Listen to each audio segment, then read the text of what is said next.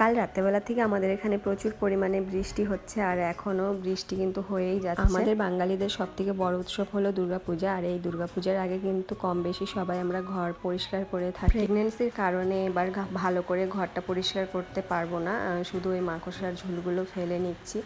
আর দেখো পাশের রুমটা পরিষ্কার করে আমার রুমটা এখন পরিষ্কার করছে, আর ফ্যানটা অনেক নোংরা হয়ে আছে। অনেক দিন থেকেই ভাবছিলাম পরিষ্কার করব, তো দেখো আজকে পরিষ্কার করেই নিলাম। আর মেয়েও কিন্তু আমার সঙ্গে সঙ্গে একটু হেল্প করে দিয়েছিল আজকে ঘর পরিষ্কার করার সময়। আর এইদিকে দেখো আমার সব কিছু পরিষ্কার করা হয়ে গেছে, গুছানো হয়ে গেছে, ঘরগুলো এখন আমি মুছে নিচ্ছি, তারপর স্নান করে নিলাম। এইদিকে মেয়ে বসে আর্ট করছিল, মা পাশে বসেছিল।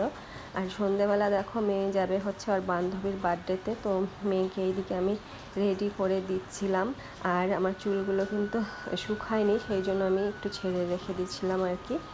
এখনও কিন্তু বৃষ্টি হয়েই যাচ্ছে। চলো আজকের ব্লগটা ভালো লাগলে লাইক